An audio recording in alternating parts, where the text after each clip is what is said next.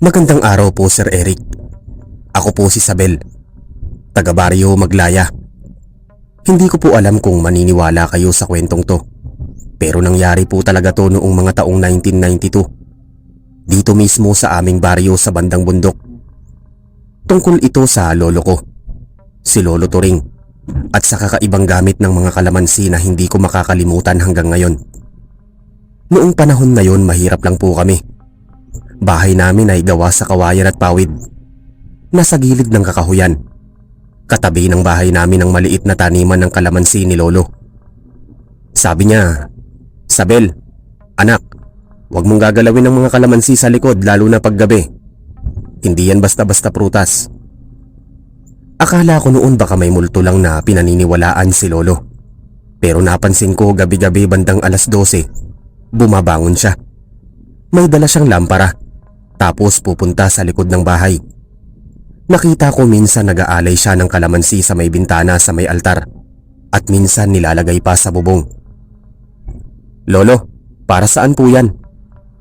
Tanong ko minsan habang hinahaplos ko ang braso ko kasi kinikilabutan ako. Ngumiti lang siya, pero malamlam ang mata. "Proteksyon, apo. Hindi mo lang nakikita pero maraming nilalang ang ayaw sa amoy niyan." Hindi ko na inusisa pa. Pero simula noon, nagbago ang ihip ng hangin sa bahay namin. Isang gabi habang nakahiga ako, bigla kong narinig ang kaluskos sa labas ng dingding. Parang may gumagapang. Tahimik ang paligid pero rinig na rinig ko ang hinga ng kung sino mang naroon. "Lolo?" Tawag ko. Walang sumagot. Bumangon ako at sumilip sa bintana. Kita ko si Lolo Turing. Nakaupo sa upuang kahoy. Hawak ang isang supot ng kalamansi. Pinipiga niya ito tapos parang pinapahid sa pintuan. "Lolo, anong ginagawa niyo?" Tanong ko habang nakasilip. Hindi siya agad sumagot. Pagkatapos ng ilang sandali, lumingon siya sa akin. "May umaalid, apo. Huwag kang lalabas. Hindi ito oras ng tao." Kinabahan ako. Bago ako pumasok muli sa kwarto, narinig kong may humampas sa bubong. Malakas, parang mabigat. Tumayo ang mga balahibo ko. Si Lolo hindi kumilos. Kumuha lang siya ng isa pang kalamansi. Piniga at tinapon sa bubong. Pagkatapos noon, tahimik na ulit. Kinabukasan, nakita ko sa paligid ng bahay may mga patak ng dugo sa damuhan. "Baka daga lang yan," sabi ni Lolo. Pero ramdam kong hindi siya kumbinsido. Dumating si Mang Densyo, kapitbahay namin. Hawak ang sako niya ng mais. "Turing, may narinig ka bang iyakan kagabi?" Tanong niya. "Sa may ilog, parang bata pero parang hindi rin." "Wala akong narinig," sagot ni Lolo, pero halata sa boses niya na nag-aalala siya. Nagkatinginan silang dalawa. Pero alam kong may tinatago silang parehong alam na hindi ko dapat marinig. Pagkaalis ni Mang Densyo, lumapit ako sa lolo ko. "Lolo, totoo bang may aswang dito?" Tahimik lang siya, pagkatapos ay tumango. "May dumadalaw dito noon pa, Sabel. Hindi lahat ng tumatao sa baryo ay tao talaga. Kaya kailangan natin ng proteksyon." Mula noon, hindi na ako mapakali tuwing gabi. Hindi ko na rin inaalis ang bawang at kalamansi sa ilalim ng unan ko. Sabi ni Lolo, yun daw ay panlaban. Hanggang sa dumating ang gabi ng pista ng baryo, kung saan lahat abala sa paghahanda. Si Lolo hindi sumama sa kasiyahan. Naiwan siya sa bahay. Sabi niya masyado nang maingay sa sentro.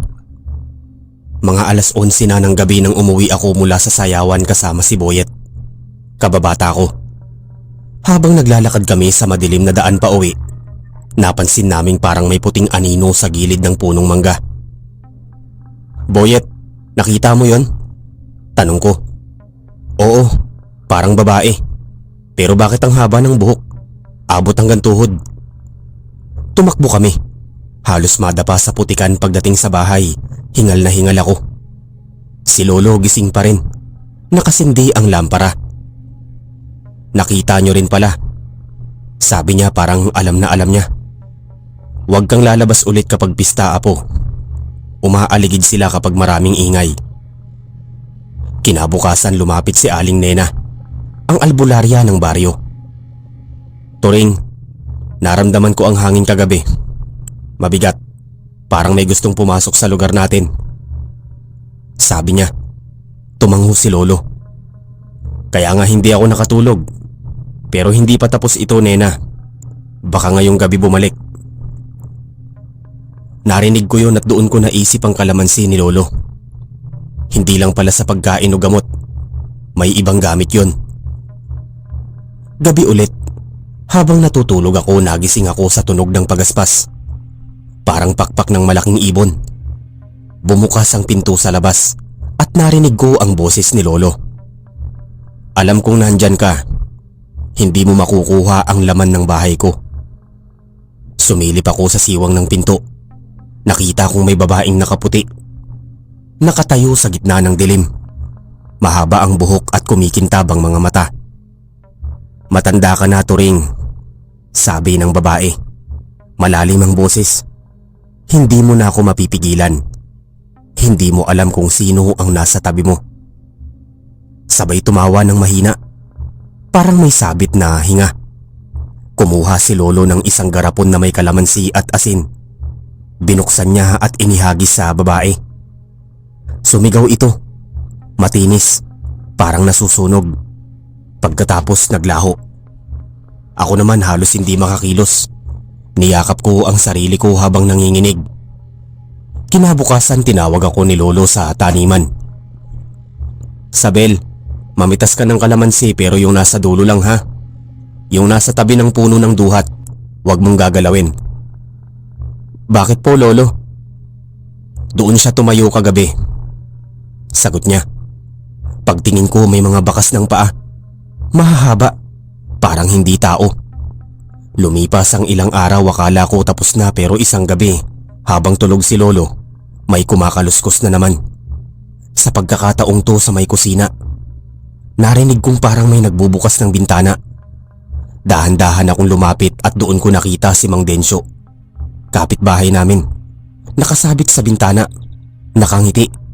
Pero iba na siya. Maputla at mahaba ang dila.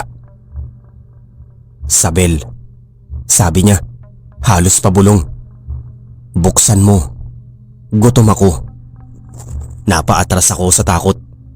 Tumakbo ako sa kwarto ni Lolo. Lolo, si Mang Densyo, hindi na siya tao. Agad siyang bumangon, bitbit ang lampara at bote ng kalamansi. Pagbukas namin ng pinto, wala na si Densyo, pero may patak ng dugo sa sahig. Simula ngayon, apo, sabi ni Lolo, habang hinihigpitan ng hawak sa bote. Hindi ka na dapat matulog ng walang kalamansi sa tabi mo. At doon nagsimula ang sunod-sunod na gabi ng takot sa baryo Maglaya. Hindi ko pa noon alam, pero may mas malalim pang dahilan kung bakit si Lolo ay laging may kalamansi. Pagkatapos ng gabing yon, halos hindi na ako makatulog, Sir Eric. Kahit si Lolo Turing, bihira ko nang makita na natutulog ng mahimbing. Lagi siyang may dalang lampara at bote ng kalamansi sa tabi ng kama niya. Minsan kapag nagigising ako sa kalagitnaan ng gabi, rinig ko siyang bumubulong ng kung anong dasal habang pinipiga ang kalamansi sa may bintana. Lolo, mahina akong tawag minsan. Tumingin siya sa akin, seryoso ang muka. Huwag kang lalapit sa bintana kapag gabi, Sabel. May mga matang nagmamasid. Hindi ko alam kung anong ibig niyang sabihin, pero sa mga sumunod na araw, napatunayan kong hindi siya nagsisinungaling.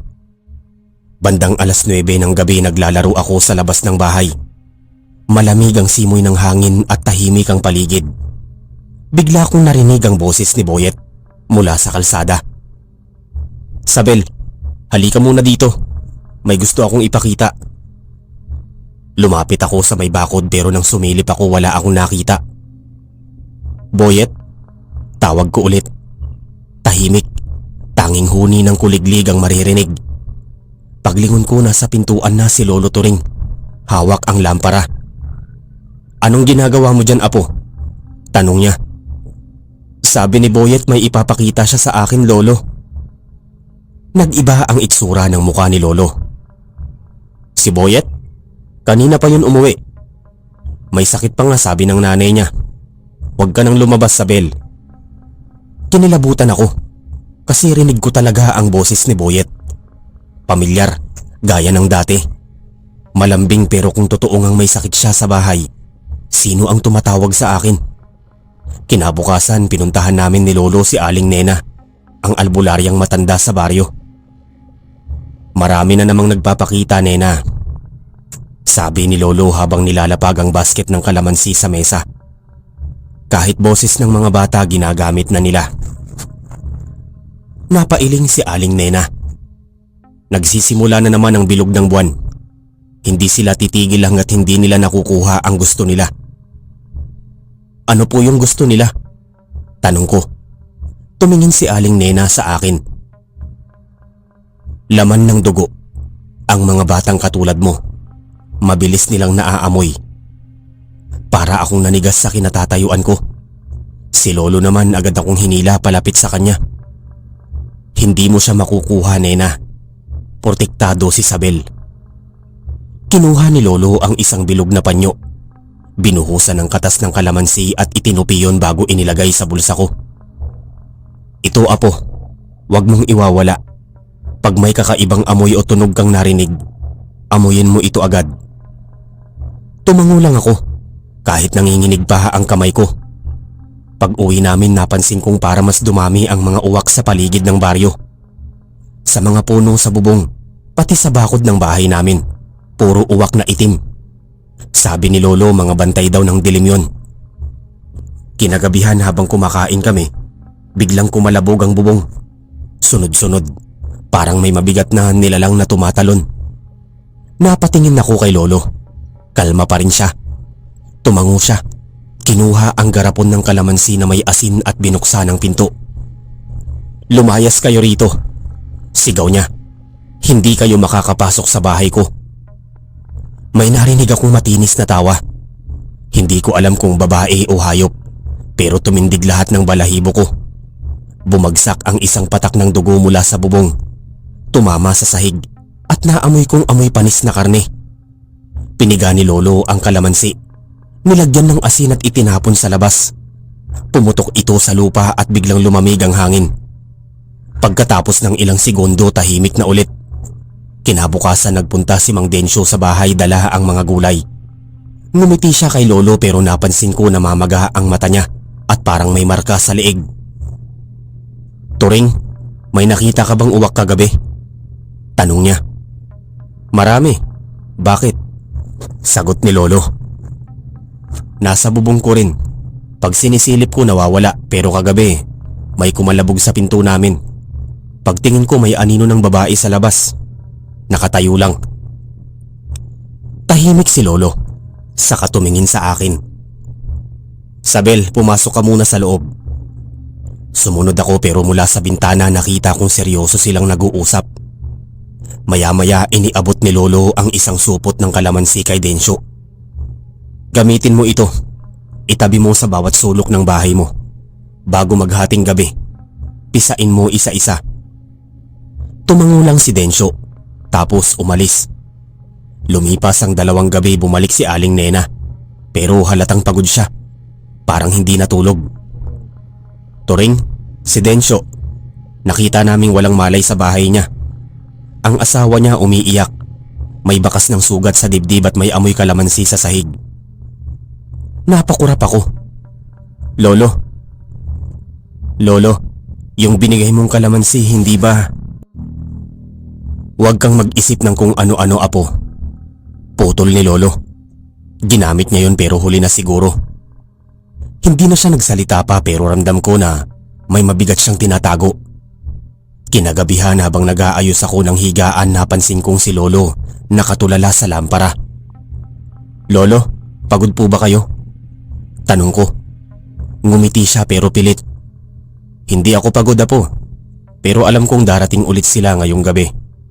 At baka hindi lang sila. Bakit po? May gusto silang kunin sa akin noon pa. Sagot niya. At ngayon alam nilang matanda na ako. Hindi ko maintindihan kung anong ibig niyang sabihin.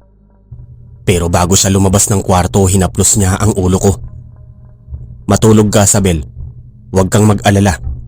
Hindi ka nila mahahawakan habang ako ang humihinga. Makalipas ang ilang oras, nagising ako sa malakas na kalabog. Sunod-sunod, rinig ko ang sigaw ni Lolo sa labas. Lumabas ka na, Luningning. Huwag mo nang idaan sa gabi. Sumilip ako sa bintana, nakita ko ang babaeng nakaputi ulit. Pero ngayon malinaw na ang muka. Maputla, mahaba ang kuko at dumudugo ang bibig. Nakaharap kay Lolo. Matanda ka na, Turing. Sabi ng babae. Hindi mo na ako mapipigilan. Yung dugo ng bata sa bahay mo, yun ang kailangan ko. Hindi mo siya makukuha. Sigaw ni Lolo sabay saboy ng katas ng kalamansi sa babae. Sumigaw ito ng malakas. Naramdaman kong parang umalog ang paligid. Pumailan lang ang amoy ng asido at bulok na karne tapos biglang tumahimik. Pagtingin ko sa labas, nakaluhod si Lolo. Pawis na pawis. Lolo? Sigaw ko, sabay takbo papalapit. Wala na siya, apo. Hingal niyang sabi, pero babalik yun. May utang siya sa akin. Kinabukasan, sinamahan namin si Aling Nena sa gubat. Dinala namin ang mga sanga ng kalamansi.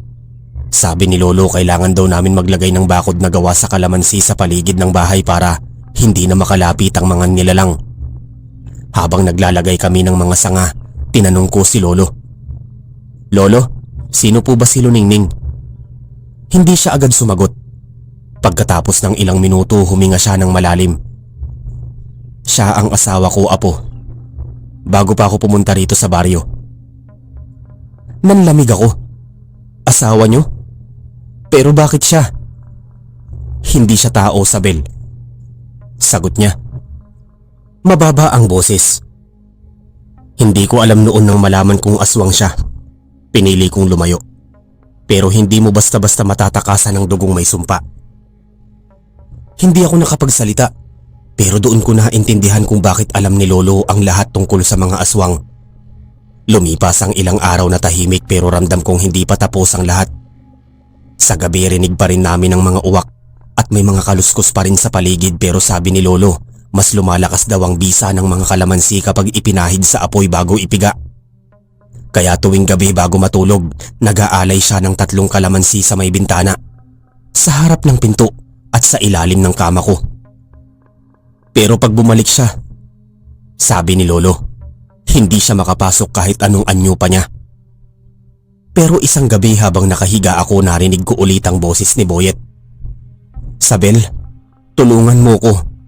Nandito ako sa likod ng bahay niyo. Tinakpan ko ang tenga ko. Nanghinginig pero narinig ko ulit. Buksan mo lang sandali. Nasasaktan ako. Hindi ko na nakayanan. Tumakbo ako sa kwarto ni Lolo pero wala siya roon. Binuksan ko ang pinto. Malamig ang hangin. Lumabas ako, hawak ang lampara. Pagdating ko sa likod ng bahay, nakita ko nga si Boyet. Nakatayo pero putla ang muka at wala siyang anino sa ilalim ng ilaw. Boyet? Nanginginig kong tanong. Ngumiti siya pero may dugo sa labi niya. Hindi mo ko tutulungan? Tumakbo ako pabalik pero may kamay na humawak sa balikat ko. Hindi mo na siya kaibigan, apo. Sabi ni Lolo. Nasa likod ko pala. Hawak niya ang kalamansi. Piniga niya ito at tumama ang katas sa mukha ni Boyet. Sumigaw ito. Nagbago ang anyo. Naging itim ang balat. Humaba ang dila tapos biglang nawala. Parang usok. Pagkatapos ng gabing yun, hindi na ako lumalabas pag madilim. Si Lolo naman, mas lalong tumanda sa itsura pero ramdam tumapang ang loob. Alam kong malapit na ang huling harap nila ni Luningning at hindi ko alam kung makakaligtas pa kami pareho. Pagkarinig ko ng malakas na sigaw mula sa labas ng bahay, halos mabitawan ko yung mangkok ng kape na hawak ko. Si Lolo Turing. Nakatayo sa gilid ng bintana, hawak ang itak habang nakatunghay sa dilim. Mabilis akong lumapit sa kanya. Lolo, ano yun? Halos pasigaw kong tanong habang nanginginig pa ang tuhod ko. Hindi siya sumagot agad. Nakatingin lang siya sa labas, parang may sinusundan ng tingin. Maya-maya ay mahina niyang sinabing, "Huwag kang lalabas, Sabel. Huwag kang lalapit kahit marinig mo silang tumatawag. Lalong bumilis ang tibok ng puso ko. Sino po, Lolo? Yung mga kumakalabog sa pader. Hindi yan tao, Apo. Bulong ni Lolo Turing, sabay hawak sa braso ko. Ramdam ko ang panginginig ng kamay niya pero matigas pa rin ang boses niya. Dito ka lang sa tabi ko. Lumapit si Aling Rosa mula sa silid niya. Dala yung rosaryo. Turing, naririnig ko na naman yung kaluskos sa likod. Parang may umaakyat sa puno ng bayabas. Nilingon siya ni Lolo. Sa kamarahang tumango. Alam ko dyan yan madalas. Dyan yan pumipwesto. Hinawakan ko ang kamay ni Lolo. Lolo, baka kailangan natin umalis dito. Baka pwedeng hindi tayo aalis, Apo. Putol niya. Dito tayo ligtas. Hanggat may kalamansi, hindi sila makakapasok. Pagkatapos nun lumakad siya papunta sa may altar sa dingding kung saan nakapatong ang basket ng mga kalamansi. Kinuha niya ang ilan sa kaisa-isang pinisil. Ang katas tumalsik sa sahig. Amoy na amoy ko yung asim na parang naghalo sa amoy ng usok ng kandila. Tila lalo siyang nagmamadali. Turing, ano na naman yung ginagawa mo? Tanong ni Aling Rosa na halatang naguguluhan. Panghad lang to, sagot ni Lolo. Kailangan kong ilagay sa bawat sulok ng bahay bago pa sila makalapit. Habang sinasabuyan niya ng katas ng kalamansi yung paligid, nakarinig kami ng mahina pero matinis na tawa. Mula sa labas, parang babae pero hindi karaniwang tawa. Parang may halong huni ng ibon. Parang nanggagaling sa maraming bibig. Napakapit ako kay Lolo. Lolo, ano yun? Huwag kang maingay. Bulong niya. Nakikinig yan. Mula sa labas may kumalaskus ulit. Sunod may kumalabog sa bubong. Sunod-sunod na tila may tumatakbo sa ibabaw ng pawid. Lolo, may umaakyat sa bubong. Sigaw ko. Rosa, sindihan mo yung lampara. Kunin mo, Apo, yung asin sa mesa. Utos ni Lolo habang nakamasid sa kisame. Sumunod kami agad. Nanginginig ako habang binubuksan yung lalagyan ng asin. Si Aling Rosa naman sinindihan yung lampara hanggang magliwanag yung buong sala. Pagkatapos ay pumwesto si Lolo sa may pinto. Itak sa isang kamay, asin sa kabila. Lolo, baka pumasok sila. Hindi sila makakapasok hanggat may kalamansi. Mariin niyang sabi. Sabay-saboy ng katas sa pintuan pero matatalino yung mga yan. Kapag nakakita ng butas o basag sa dingding, doon dadaan. Mula sa labas may narinig kaming boses. Boses ng lalaki. Turing, ako to si Mang Cardo. Buksan mo yung pinto. May sugatan dito. Nagkatinginan kami ni Aling Rosa. Si Mang Cardo. Kapitbahay namin yun sa kabilang dulo ng baryo pero imposibleng nandito siya sa ganitong oras. 11:00 na ng gabi at malakas ang ulan. Lolo, baka nga si Mang Cardo. Mahina akong sabi, pero napailing si Lolo. Hindi yan si Cardo. Pero Lolo, baka hindi yan si Cardo. Halos pasigaw na ulit ni Lolo sabay tingin sa akin. Hindi siya yun, Sabel. Pakinggan mong mabuti yung boses. Parang si Cardo pero mababa. Parang may sumisingit na alulong ng aso. Pinakinggan ko. Tama si Lolo. Habang paulit-ulit na tumatawag yung tinig sa labas. Turing, tulungan mo ko. Naroon nga yung kakaibang tunog sa dulo ng bawat salita. Parang may umuungol. Lolo, hindi ko kaya. Sabi ko halos maiyak na. Nakakatakot po. Huwag kang matakot. Yan lang ang gusto nila. Ang matakot ka. Sabi ni Lolo. Kapag natakot ka, mas lalapit sila. Biglang may malakas na kalabog sa pinto. Turing, buksan mo to. Napaatras ako at si Aling Rosa napasigaw pero hindi natinag si Lolo. Inilapit niya ang kalamansi sa pinto at pinisil ulit.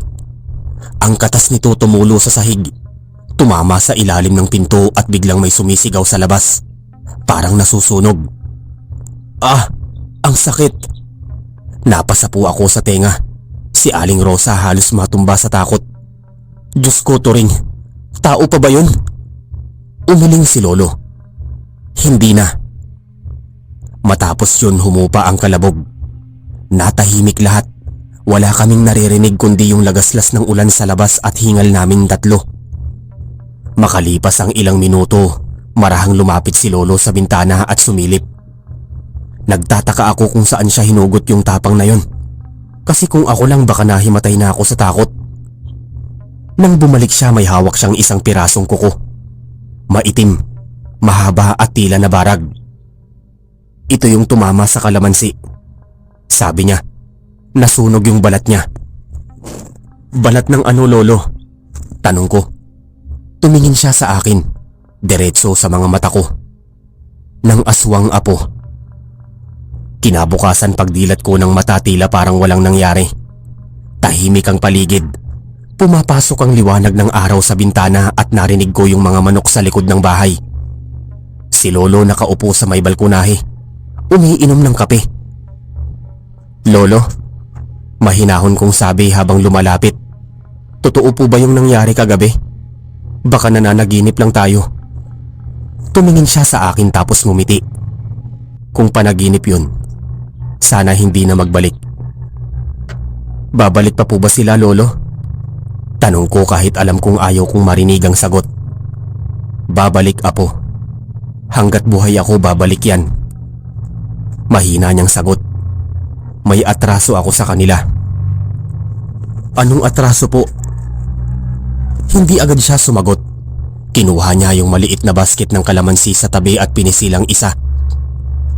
Noong kabataan ko, Sabel, hindi lang ako basta magsasaka.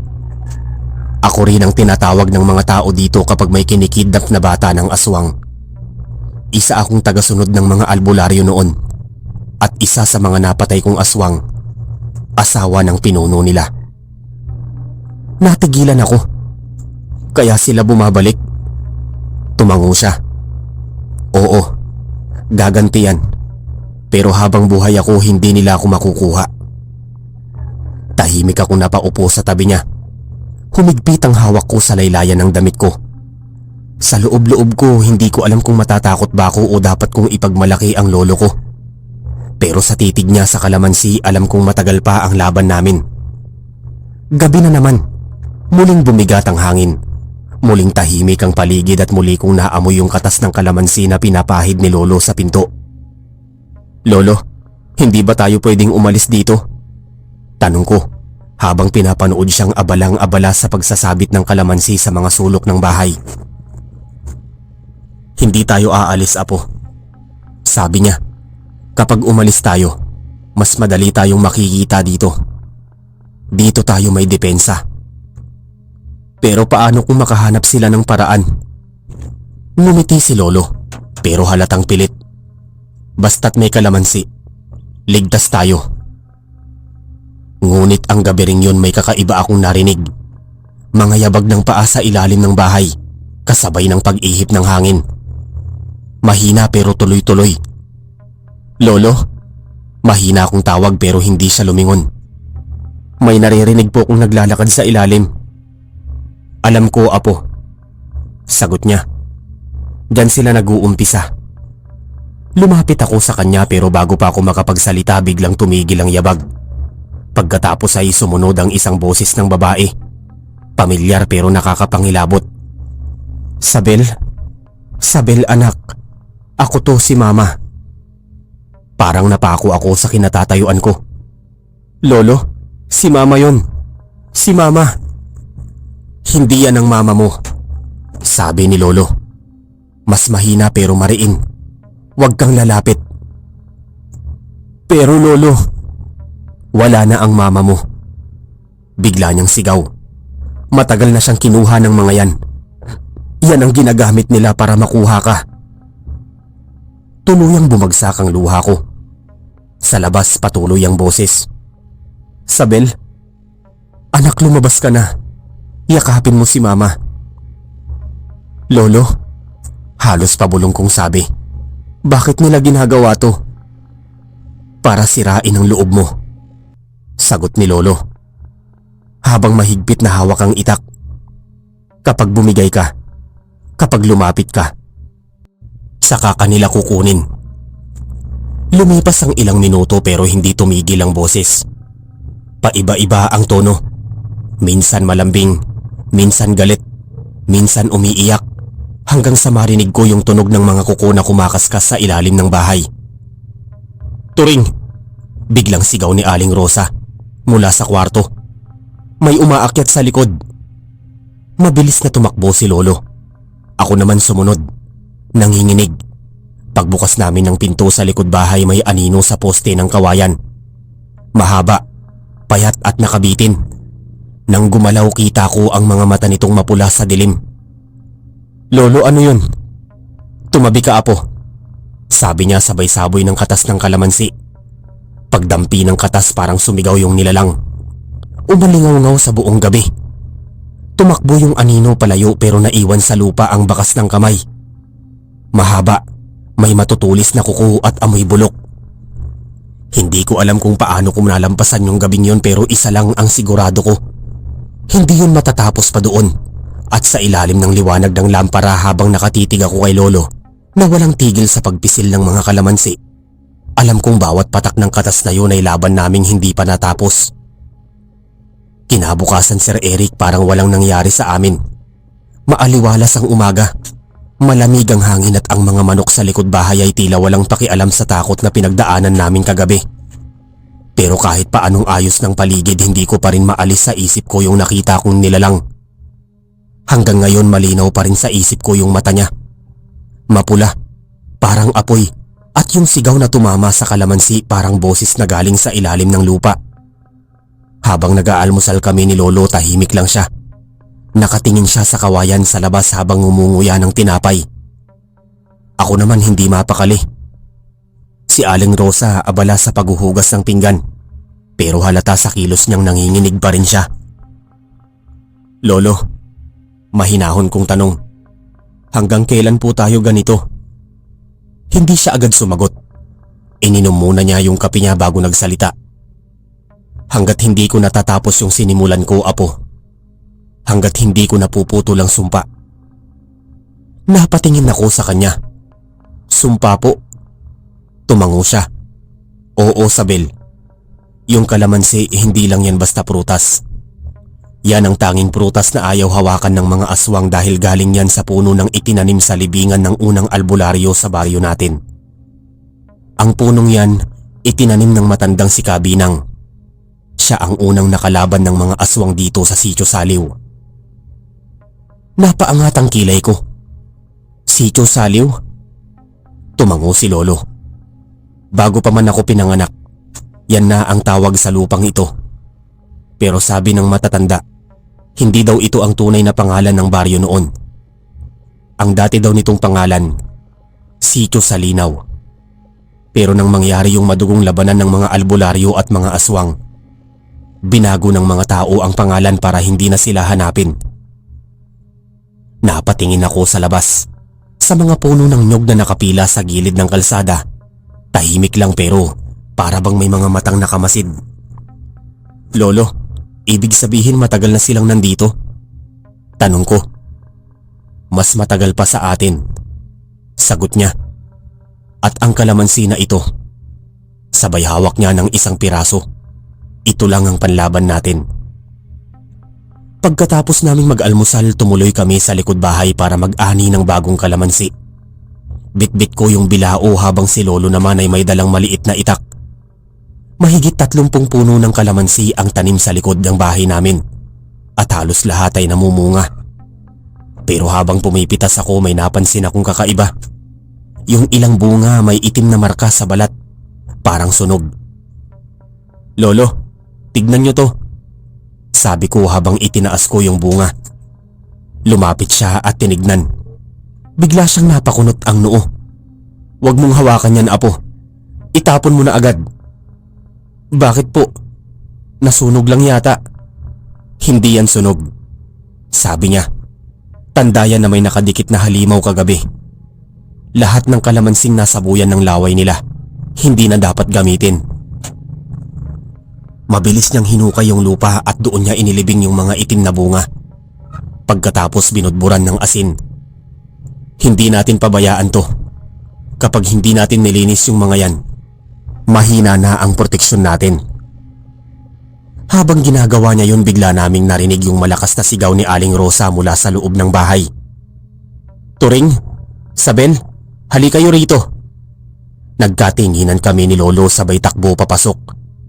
Pagdating namin sa loob, hawak ni Aling Rosa ang rosaryo niya at nanginginig habang nakaturo sa ilalim ng mesa. Ano yan, Rosa? Tanong ni Lolo. May gumagalaw sa ilalim. Sigaw niya.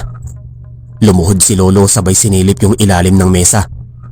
Sa una wala siyang nakita, pero nang gumalaw yung kortina sa gilid, bigla kaming napaatras. May dumaan na kamay. Kulay abo, mahaba, may matutulis na kuko. Sumirit yung lamig sa buong katawan ko. Lolo, napasigaw ako. Umalis kayo dyan, sigaw niya. Sabay saboy ng katas ng kalamansi sa ilalim. May sumirit na usok at amoy sunog na buhok. Isang malakas na sigaw ang umalingaw-ngaw. Pagkatapos nun, tahimik ulit. Si Lolo basang-basa ng pawis. Ako naman halos hindi makahinga. Si Aling Rosa yakap na yung rosaryo niya. Umiiyak. Hindi sila titigil, Turing. Sabi ni Rosa, gusto ka talaga nilang kunin. Hindi nila ako makukuha, sagot ni Lolo. Pero baka si Sabel ang punteriyahin nila. Napatingin ako sa kanya. Ako po? Bakit ako? Dahil apo kita. Gusto nilang padapain ako sa pamamagitan mo. Kinagabihan hindi na ako makatulog. Kahit anong pikit ko, naririnig ko pa rin yung sigaw sa ilalim ng mesa. Lumalabas ako ng kwarto at nakita ko si Lolo sa labas ng bahay, nakaupo sa upuang kawayan. May hawak na lampara. Apo, gising ka pa pala, sabi niya. Hindi ako makatulog, Lolo, sagot ko. Parang may humihinga sa labas. Tumango siya. Tama yung pakiramdam mo. Sumabay akong umupo. Sa gitna ng dilim, pinakinggan namin ang paligid. May humahampas na hangin sa bubong, pero bukod doon tahimik, hanggang sa marinig naming muli yung huni. Yung pamilyar na tunog na parang humahalo sa hangin. May himig ng babae pero may garalgal sa dulo. Lolo, pabulong kong sabi. Naririnig niyo rin po? Oo, dumadaan na naman sila. Naghahanap ng bukas. Nilingon ko siya. Lolo, totoo po bang yung iba sa kanila tao rin minsan? Sandaling natahimik si Lolo bago sumagot. Oo, ang iba dating tao. Nilapitan ng kadiliman, pinangakuan ng lakas, kapalit ng kaluluwa. Kaya huwag kang magtitiwala sa kahit sino sa baryo, apo. Hindi mo alam kung alin sa kanila ang buhay pa talaga. Hindi ako nakapagsalita. Nanatili lang akong tahimik hanggang sa tumigil yung huni. Pagkatapos ay tumayo si Lolo at lumapit sa puno ng kalamansi. Binunot niya yung isang sanga at inilagay sa may pintuan. Para sa bukas, sabi niya, para sa laban na paparating. Kinabukasan nagpunta si Lolo sa bahay ni Mang Cardo. Pinilit ko siyang samahan kahit ayaw niya. Pagdating namin doon, sinalubong kami ng amoy ng panis na dugo. Sa bakuran pa lang may mga kalat na balahibo ng manok. At yung aso ni Mang Cardo nakahiga lang, tila walang buhay. Lolo, ano to? Tanong ko habang nilalapitan ang pinto. Tumabi ka, apo, sabi niya. Pagbukas niya ng pinto, bumungad ang isang eksena na hindi ko makakalimutan. Si Mang Cardo nakahandusay sa sahig. Nakadilat ang mga mata at may mga marka ng kalamansi sa paligid ng katawan niya. Sa tabi niya may basag na boteng may lamang katas ng kalamansi. Ginamit niya rin ang kalamansi. Mahina akong sabi. Oo, tugon ni Lolo, pero hindi siya nakaligtas. Marami silang dumating. Tinignan niya yung mga marka sa sahig. Apo, tignan mo to. May mga yapak pero hindi paan ng tao. Tinignan ko. Tama siya. Mahahaba, payat at may 3 daliri. Parang hindi sa mundo. Lolo, ibig sabihin nasa baryo pa rin sila? Tanong ko. Tumango siya. at malamang nakikihalubilo sa mga tao. Pagsapit ng gabi dumami ang mga tao sa paligid ng bahay namin. Narinig kasi nila ang nangyari kay Mang Cardo. May mga kapitbahay na lumapit, may mga umiiyak, may iba namang tahimik lang, parang nagmamasid. Habang nagsasalita si Lolo tungkol sa mga dapat nilang gawin, kalamansi, asin at bawang napansin kong si Mang Temyong, yung karpinterong kapitbahay namin na panay ang tingin sa puno ng kalamansi ni Lolo. Pag uwi nila nilapitan ko si Lolo. Lolo, si Mang Temyong po, parang iba ang tingin niya sa puno nyo. Ngumiti lang si Lolo, pero malamig yung ngiti. Alam ko, matagal ko nang napapansin yan. Hindi siya basta tao, apo. Napatigil ako. Ano pong ibig niyong sabihin? Si Mang Temyong, sabi niya, isa sa mga dahilan kung bakit bumalik yung mga aswang dito. Lumalim na naman ang gabi. Umuulan ng mahina habang nasa kwarto ako. Narinig kong bumukas ang pinto sa labas. Dahan-dahan akong tumayo. Sumilip sa bintana at nakita ko si Mang Temyong. Nakatayo sa tapat ng puno ng kalamansi ni Lolo. Hindi siya kumikilos. Nakatingala lang sa mga bunga. Parang may tinitignan. Biglang dumating si Lolo sa likod niya. May hawak na lampara. Temyong, anong ginagawa mo rito? Hindi agad sumagot si Mang Temyong nang lumingon siya. Doon ko nakita maputla ang balat niya. Ang mata niya ay kulay abo at sa labi niya may bahid ng dugo. Magandang gabi, Turing. Sabi niya, ang bango ng kalamansi mo. Sumiklab ang hangin sa pagitan nila. Hawak ni Lolo ang itak habang si Mang Temyong ay ngumiti ng mabagal. Ipinakita ang mahahaba niyang ngipin. Turing, oras na para tapusin mo na to, sabi ni Mang Temyong. Pagkarinig ko sa boses ni Mang Temyong sa labas, mabilis akong napaluhod sa gilid ng bintana. Rinig na rinig ang pag-iyak ng ulan sa bubong at yung pagpitik ng hangin sa mga dahon ng kalamansi. Pero mas malakas pa rin ang kabog ng dibdib ko. Si Lolo Turing nakatayo sa tapat ni Mang Temyong. Hawak ang lampara sa kaliwang kamay at itak sa kanan. Anong kailangan mo rito, Temyong? Malamig na tanong niya. Ngumisi lang si Mang Temyong. Hindi mo pa rin talaga ako tatantanan, ano, Turing? Akala mo sa kalamansi mo matatapos tong sumpa. Nagsimulang magbago ang boses niya. Naging garalgal, parang may kasamang alulong ng hayop. Habang tumatagal humahaba ang mga kuko niya at yung balat niya unti-unting nagiging kulay abo. Hindi mo kailangang gawin to, sabi ni Lolo, pilit na kalmado. Tao ka pa rin kahit papaano. Pwede ka pang bumalik. Ngunit umiling si Mang Temyong, sabay tumawa. Bumalik? Matagal na akong wala, Turing. Simula nang pinatay mo si Luningning, ako ang naging katawan niya. Napatigil si Lolo. Anong sinabi mo? Ngumiti si Mang Temyong pero yung ngiti niya may dugo. Oo, ang asawa mong pinatay mo. Ako na siya ngayon. Parang tinamaan si Lolo ng kidlat. Ang mga mata niya nanlaki at sa unang pagkakataon nakita kong natakot si Lolo Turing. Hindi ko alam kung saan ko kinuha ang lakas pero lumabas ako ng bahay. Lolo, sigaw ko. Tama na po. Sabel, bumalik ka sa loob. Utos niya, pero huli na. Nilingon ako ni Mang Temyong at sa isang iglap naglaho siya sa harap ni Lolo. Paglingon ni Lolo, nasa likod na niya yung nilalang. Bumagsak ang lampara sa lupa. Kumalat ang apoy sa lupaing basa ng ulan. Nagliwanag sandali at doon nakita ng malinaw ang mukha ng halimaw. Mata na mapula, bibig na puno ng ngipin at dila na parang ahas.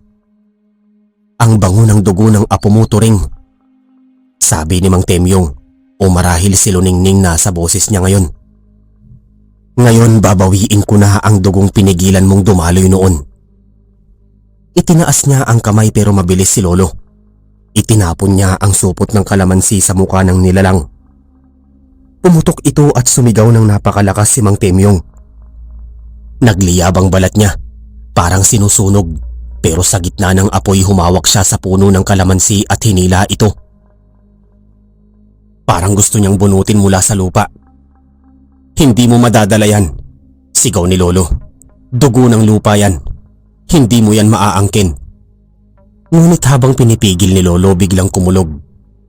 Isang malakas na hangin ang dumaan at sabay silang natumba. Ako naman, napasigaw si Lolo. Nagising akong nakahiga sa sahig.